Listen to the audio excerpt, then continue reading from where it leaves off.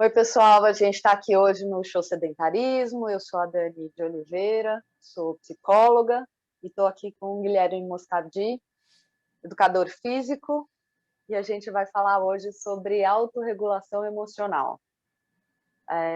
Primeira coisa que eu quero te perguntar, Guilherme, quando eu falo autorregulação emocional, o que você entende? Nada. Tô brincando. Ok. Como a ideia... Não, porque é um termo mais técnico, né? Então eu sempre fico pensando, quando a gente fala em autorregulação, o que será que as pessoas entendem por autorregulação? E principalmente quem acompanha a gente aqui quer uma ideia para sair do sedentarismo, para mudar de estilo de vida. Então, quando você propôs o tema, eu acho muito bacana. Quem ouve há bastante tempo sabe que eu fiz uma formação em logoterapia, né? Então, estudei bastante psicologia, mas não sou psicólogo, né? É uma formação completamente diferente dessa. Demora lá quase 3 anos, tem um monte de coisa, mas estudamos muito o Viktor Frankl e os influenciadores dele. Então, primeiro vale explicar o que é autorregulação, depois a gente vai linkando e conectando com a atividade física. Então, acho que cabe você continuar. Então, vamos lá, eu vou explicar então o que é autorregulação, né? A autorregulação é a nossa habilidade, a nossa capacidade de regular as nossas emoções, né? Quando a gente fala regular, é muito diferente da gente controlar, porque quando a gente tenta controlar, a gente tenta prender, a gente tenta não sentir aquilo, e isso não é autorregulação. A autorregulação é a gente aceitar a emoção que existe e aprender a variar os graus de duração e intensidade daquela emoção. Então, a gente consegue influenciar os graus de duração e de intensidade. Então, não consigo não sentir raiva, não sentir desprezo, não sentir amor, não sentir alegria. As emoções, elas aparecem, elas estão aí, elas são, né, vivas, né? E nesse processo vivo emocional, elas têm todo o seu direito à existência. Então, a gente influencia simplesmente o tempo de duração e de intensidade em que ela fica conosco, né? Em que ela permanece em nós e na intensidade com que a gente chega nela, né? E aí é uma diferença muito grande entre você ser vivido pela sua emoção e você viver a sua emoção. Uau, precisamos falar disso um pouco mais. Isso está completamente relacionado à sensação de frustração que muitas pessoas sentem quando pensam em praticar atividade física ou em alguma experiência anterior, né, frustrante numa academia ou com um profissional, ou uma memória triste que ela tem em relação à educação física escolar. Muitas vezes os afasta da prática, mesmo sabendo que praticar atividade física é um dos hábitos que o ser humano possui que mais entrega, em maior quantidade, benefícios para a saúde e para a vida do que qualquer outro hábito que a gente tenha. É possível fazer meditação ativa dependendo da habilidade que você tem, enfim. Então vale a gente explorar um pouco mais, porque talvez esteja aí o bloqueio para a pessoa virar a chave, como costumam dizer, né, ou Isso. tirar a tampa. E eu acho que não só a autorregulação está relacionada com isso, mas também está extremamente relacionada, tem um link direto com a motivação, né? Então, são duas coisas, não só a gente aprender a desorganizar em nós uma emoção, um sentimento, uma atitude que nos freia diante da atividade física, que nos paralisa, né? Ou que deixa a gente desmotivado, mas como a gente organizar a nossa motivação para algo, né? O nosso direcionamento, a direção da nossa atitude para algo que nós queremos. Excelente, excelente, porque paralisar é um baita problema, é tudo que a gente não quer. Todo mundo está com medo do Covid, a gente está aí ainda vivendo esse princípio de abertura para não ficar de cama, para não ficar e para não parar a vida, né? Quando a gente olha sob esse ponto de vista, nos faz perguntar, mas espera aí, a gente já está quase tão parado, né? Será que já não estamos parando mais do que devia? Não estamos nada parado, né? A verdade é essa. A verdade é que a gente faz poucas pausas. Então, quando a gente pensa em parar, né, estar paralisado é muito diferente de fazer pausas, né? Então, Yes. existe uma diferença enorme entre uma coisa e outra. Então, na verdade, quando a gente se paralisa, na verdade, é um excessivo, né? Um excesso. Então, o excesso de pressão, o excesso de cobrança, o excesso de exigência nos leva a paralisar. Então, é como se tivesse tanto movimento que eu congelo, né? Um congelamento. Isso é muito diferente de pausar. Isso é muito diferente da gente entrar em contato com as nossas emoções, a gente abrir espaço para o nosso processo emocional e vivê-lo, né? E entender as nossas emoções e influenciar o quanto essas emoções podem ser boas, né, para mim, ou quanto elas me colocam em ação, né? Então, são coisas muito diferentes. Então, na verdade, o que nós estamos fazendo muito hoje em dia é mais uma paralisia. Nós não estamos parados, né? Muito pelo contrário, a gente está num excessivo de então não pode parar, então tem que continuar, então, né? E a gente está entrando num risco, né? Num lugar de muito perigo de começar a confundir muito saúde econômica e colocar a saúde econômica do país em frente, né, atropelando a nossa saúde mental, a nossa saúde física. Então, são coisas completamente diferentes. A gente pode ter todas elas, né? A gente não precisa se paralisar com nenhuma delas. Agora, essa exigência de muito esforço, tem que sempre continuar, né? O famoso no pain, no gain, né? Muitas vezes pode ser muito prejudicial.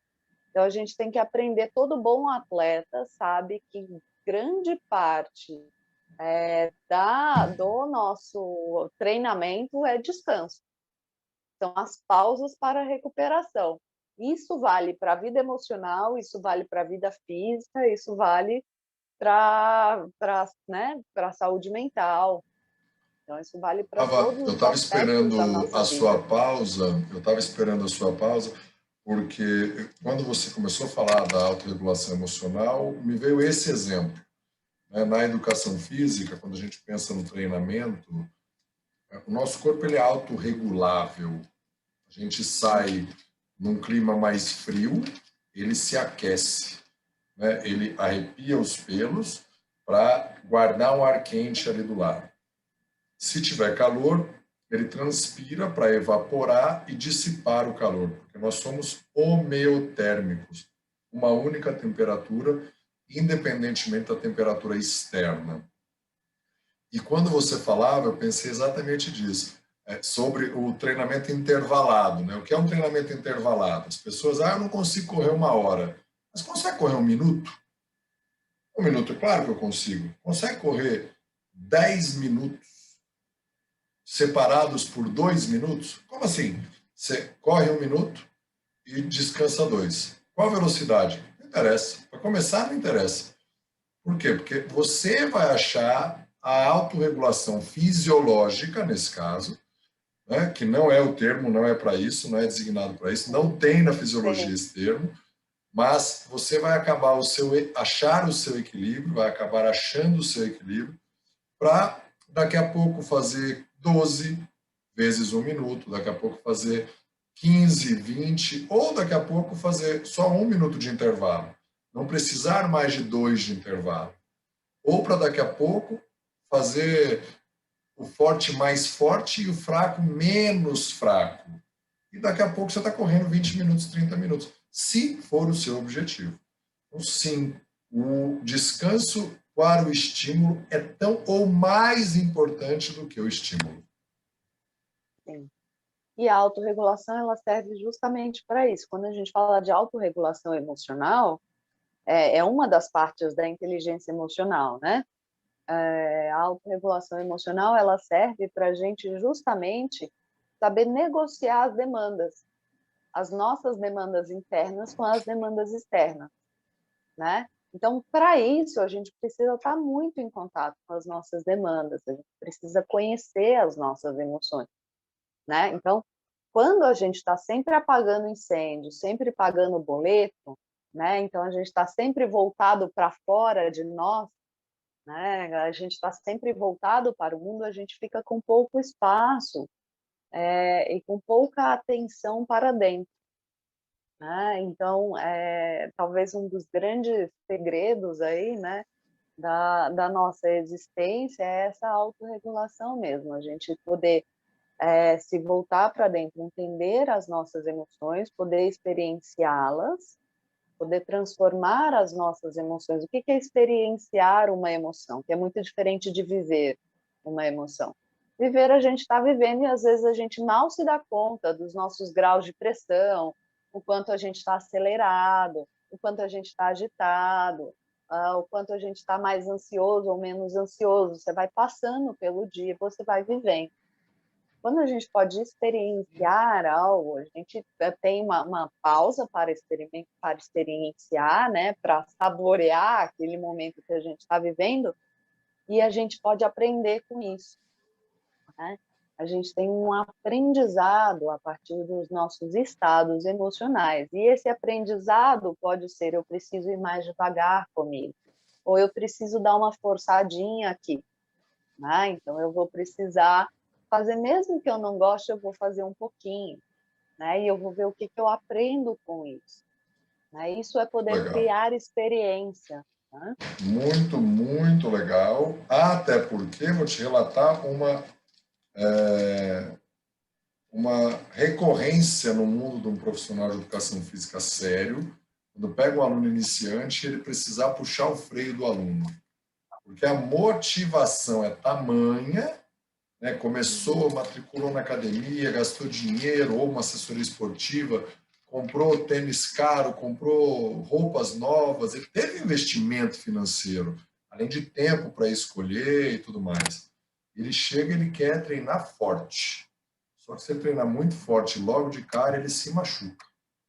Então a gente precisa fazer um primeiro mês, que tecnicamente se chama mesociclo, os primeiros 30 dias, 4 semanas, de repente, de incorporação, ou seja, você vai começar, vai deixar o seu corpo se acostumar com essa modalidade. Mas eu já fazia, tudo bem, a gente pode diminuir uma semana.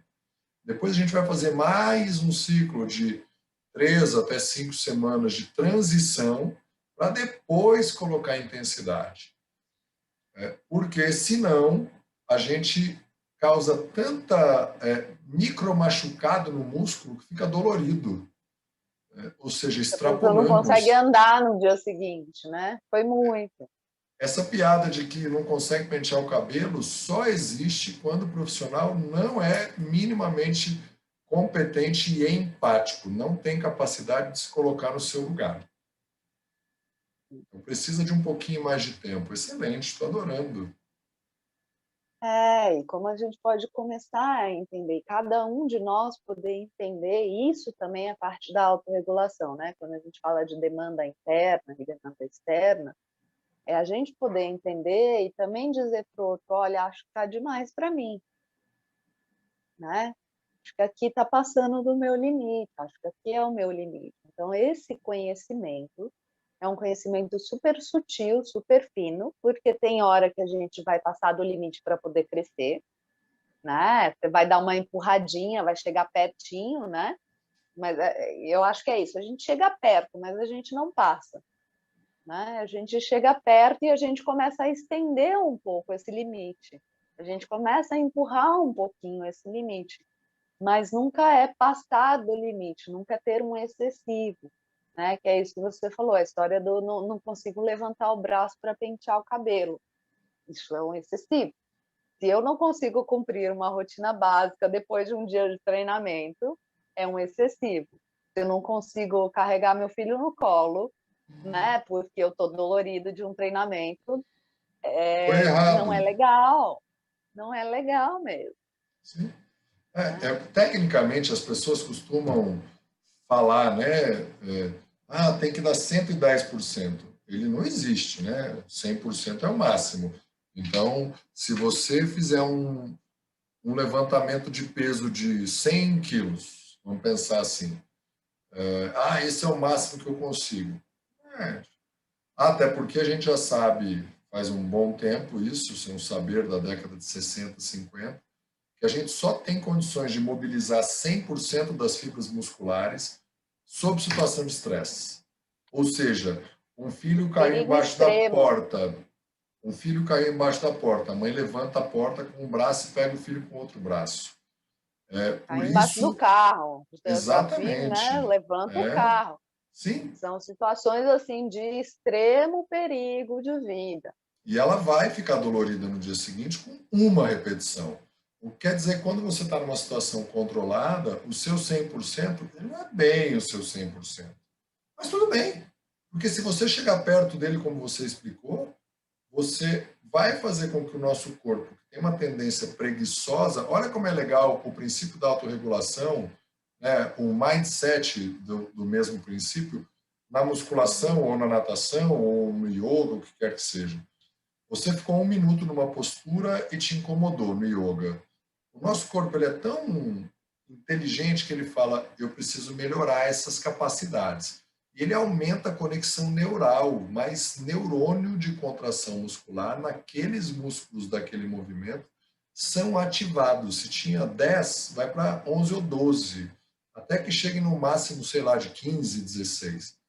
Então, na próxima aula, ele consegue ficar 1 minuto e 20. Aí você fica 1 minuto e 20. E ele vai lá e se prepara para aguentar 1 minuto e 30. E aí vai melhorando. É esse mesmo, entre Isso, aspas, princípio que gera o benefício. e é exatamente, é quase, basicamente a mesma coisa que acontece com a nossa vida emocional. Então a gente hoje fala de uma plasticidade somática, não é só plasticidade neural, né? Então a gente está muito acostumado em neurociência a ouvir falar da plasticidade cerebral, da plasticidade neural, né? Que quando existe uma lesão no cérebro, outras células elas vão tomando aquela função, né? E aí a gente consegue ter uma boa recuperação. Até alguns anos atrás achava-se que uma vez que você perdeu alguns neurônios, isso era perdido, não existia mais jeito de recuperar. Isso também ocorre com as nossas emoções e com o nosso corpo.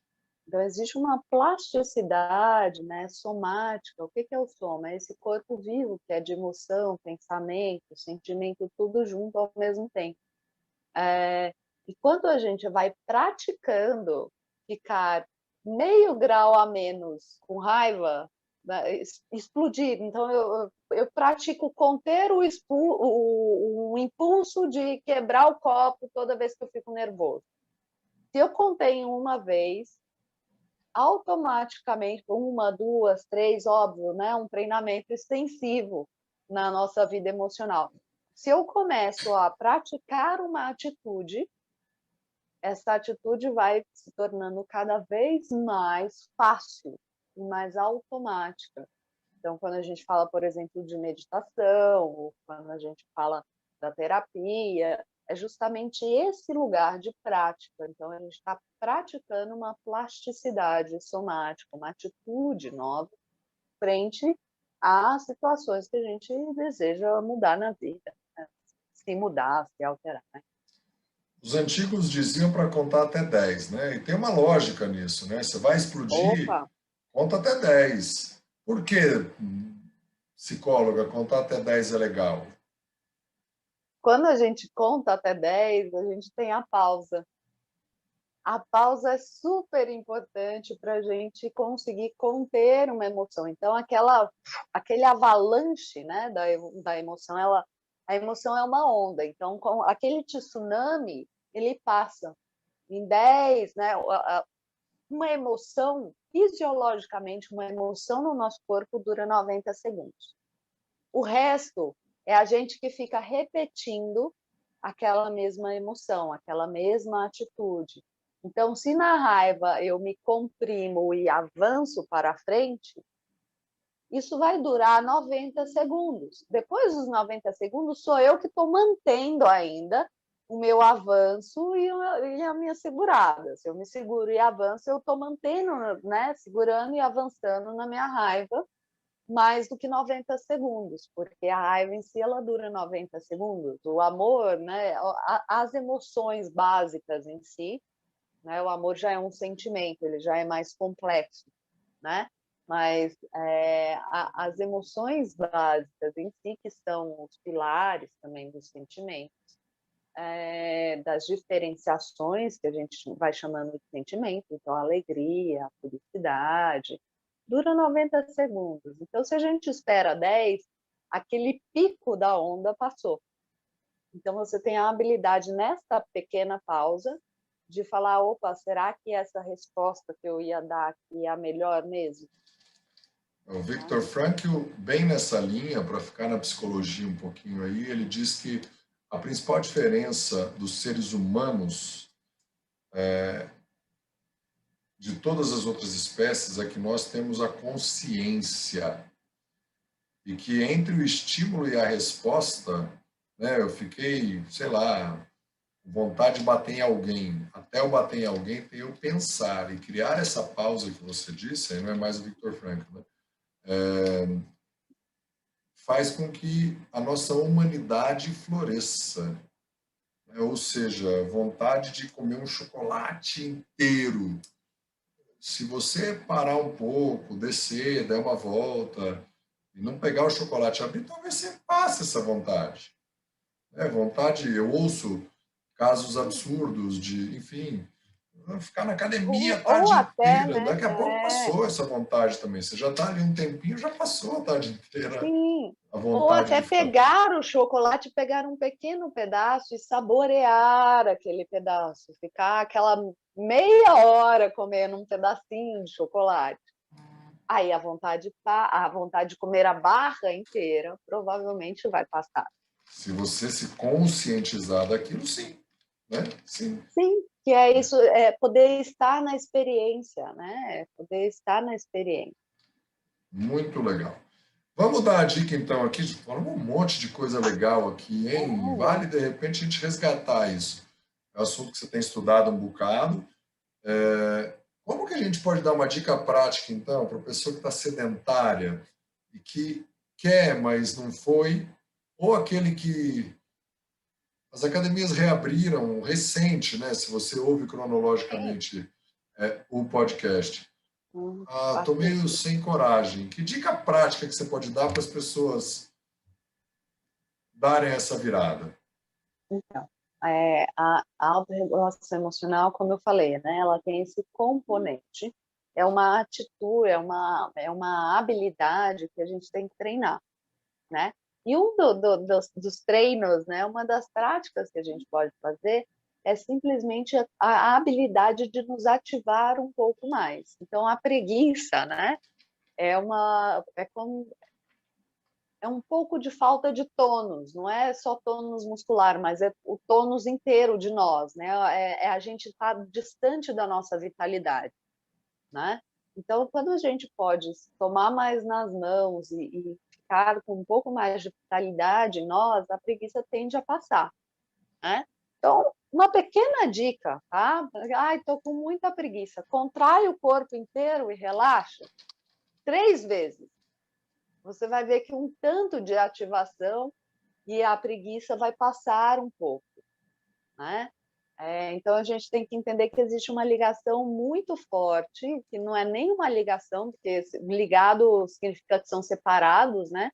Mas eu vou falar para ficar didático, entre o corpo e a emoção, né? Nossas emoções, elas são corporais. Então, se você pode a trabalhar no seu corpo para influenciar os seus estados emocionais, essa é uma dica, né? Para especificamente a preguiça.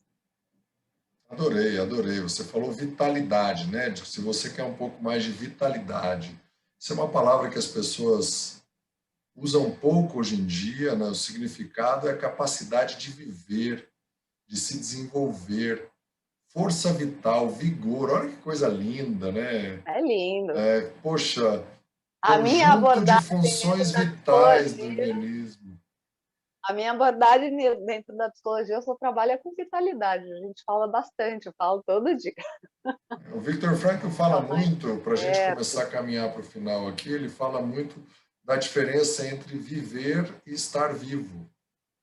Né? Porque tem um monte de gente que está aí vivo, mas não está vivendo. Não está vivendo. Né? Se você tem um corpo que tem um potencial e você não explora mais do potencial desse corpo, você está desperdiçando.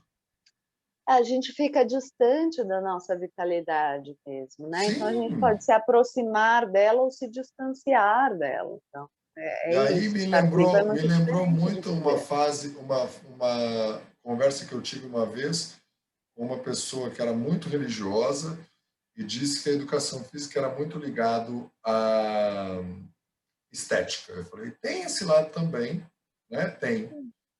E ela estava obesa. E eu fiz o seguinte paralelo com ela: eu não tenho nenhum problema com obesidade, absolutamente nenhum. Tem algumas questões de saúde que estão ligadas à obesidade. A gente sabe que quem Uhum, está obeso precisa de cuidados físicos e também outros cuidados psicológicos, ajuda a conseguir emagrecer. Às vezes mais que a academia, hein? Às vezes mais que a academia uhum. é o caminho para começar. Mas eu fiz a seguinte conversa ali com ela. Imagina que eu ganhei um carro e 5 anos depois, 20 anos depois, você me encontra, você me deu esse carro, né? Seu Deus te deu esse carro e o carro tá com os pneus careca, entrando vento, enferrujado, tá Vidro torto, fazendo quebrado. barulho, tá. Ou depois de 20 anos, você também deu esse carro para Daniela e o carro dela tá com o pneu bem cuidado, tá limpo, as manutenções feitas em dia, tem, óbvio, uma ou outra avaria do uso do dia a dia.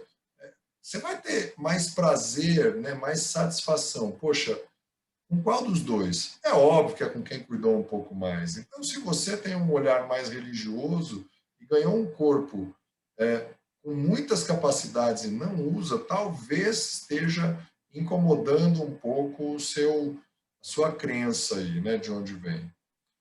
Faz o seu aporte final aí. Aporte final não faz sentido. Faz a sua colocação final para a gente dizer o que fizemos ou faremos para não ficarmos sedentários. Eu acho que é isso, gente. Vamos trabalhar na nossa autorregulação emocional para que a gente possa também se motivar, né? Se automotivar. Automotivação é meio esquisito, porque para mim motivação é sempre interna, né? Como o estímulo é fora e dentro é motivação. Então, para a gente se motivar para ir em busca daquilo que é melhor para nós, né? Para a nossa saúde, para a nossa vivência, e não só nossa, né? Mas a gente estando bem, a gente pode ajudar o nosso coletivo, né? A gente pode ajudar quem está perto de nós e a gente pode contribuir para uma vida melhor do mundo. Para ter mais vitalidade, mais viver na vida. Adorei isso. Até agora eu não treinei, tá? Vou treinar logo depois. Vou fazer uma refeição aqui, comer uma crepioca e vou fazer um treino da cintura para cima de musculação e remar 10 minutos. 10 minutos. Vai dar uns 30 minutos, mais 10, 40 minutos, que é o que vai acontecer hoje. E você? Eu voltei para as águas, voltei para a piscina, Ah, então hoje eu fui nadar. muito bem, Fui muito bem. nadar. Então, se autorregule e dê um show no sedentarismo.